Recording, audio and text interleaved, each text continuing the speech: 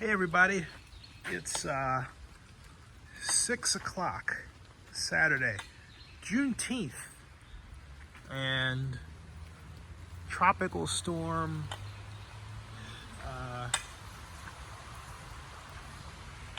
keep wanting to call it Charlotte. It's not Charlotte, it's another name, but it's now called a tropical depression.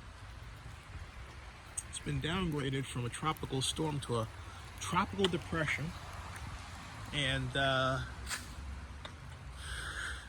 it's rolling through.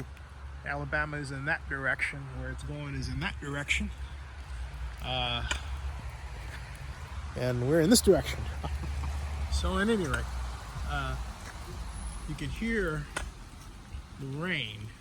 And what I love about having these trees is they form a natural umbrella for me. I'm not rained on. These trees are catching the rain. See? Isn't it cool? Look at this. Trees are catching the rain, you know? Yeah. So, anyway, that's the status of the weather right now.